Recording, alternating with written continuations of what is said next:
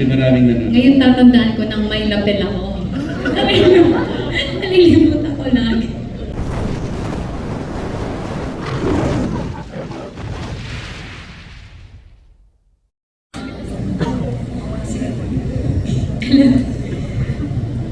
Ilang percent? Yes.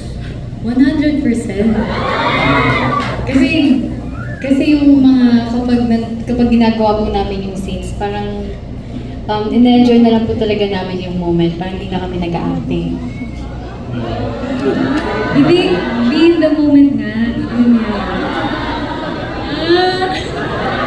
Tama, method acting, di ba? Oo, tama. Para mas nararamdaman ng mga audience kung ano yung emotions ng character.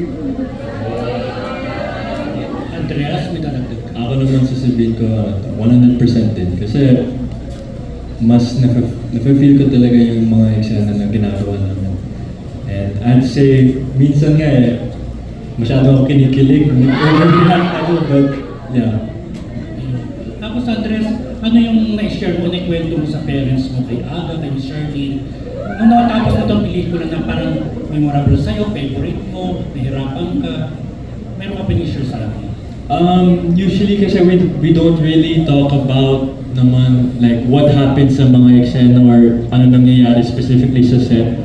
Pero when I come home naman and I get the chance to talk to them, it's always just I share the experiences, the first and the last of working. You know, I always often share with my parents like the feeling I get when I'm on set because I genuinely really love my job. And I really appreciate the craft, and that's what I talk to my dad about, is like the craft of acting. Kasi kahit bago pa lang ako, I'm still trying to learn and learn. So I'm always asking them questions, and even Direk can agree, always ask questions, always trying to learn. Yun. So ibabalik ko pa rin yung tanong, saan kayo, ano yung pinaka-favorite nyo na scene na pwede yung share na hindi naman ma-spoil movie or memorable sa inyo? Siguro sa akin, yung scene na shinare na lang ni Direk, no, yung wala pang nakakast, yung parang, yung pinost nyo before na naglagay kayo ng yung scene na sinasabi ko sa kanya na distraction mo lang ba ako? Yun. Okay. Yung ano niyo pong pinost. Yun, kasi parang, yun yung favorite ko kasi, yun yung isa sa first scene na tinake namin na medyo heavy. And doon ako natatakot talaga. Kasi fear ko po na kasi di ba po pag nag-shooting, parang ilang beses mo siya kailangan ulitin yung mga scenes. Hindi siya kagaya before sa Mutya na 2 takes lang and okay na, like wide shot and close up, okay na. Pero ito po kasi ang daming beses mo kailangan ulitin, ang daming beses mo kailangan magalit, ang daming beses mo kailangan umiyak.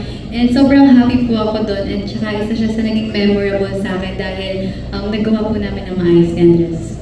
Okay. Andreas? Ako naman, siguro mahirap pumili kasi there's a lot of sequences that we were able to shoot so far. But ako naman, I don't have a favorite. Talagang when I read the script pa lang, from the very first time, while I was reading each sequence, I was already thoroughly enjoying it talaga. So, for me, I'd say all, pwede. Meron akong isi-share. Yes, direct. Ilalaglag ko si Ashley. Meron kasi isang eksena. Tapos, basta may gagawin sila dun sa eksena na something. Siyempre, hindi ko sasabihin mo ano. Parang yun yung first ever kukunan namin sa shoot na ganong level. Naririnig ko si Ashley sa kasi nakalapel siya, di ba? So narinig talaga na sa kinakabahan ako. Sabi yung gano'n. Bakit? Kinakabahan ako kasi ang daming tao. Tapos gagawin niya yun. Opo, hindi ako sanay pa ulit. Pero hindi ko pwede sabihin kung ano yun. Basta ako, narinig ko lang si Ashley sa lapel ko. Kinakabahan siya para sa eksena niya. So yun pala, kasi maraming nanonood. Ngayon tatandaan ko nang may lapel ako. Nalilimot ako lagi.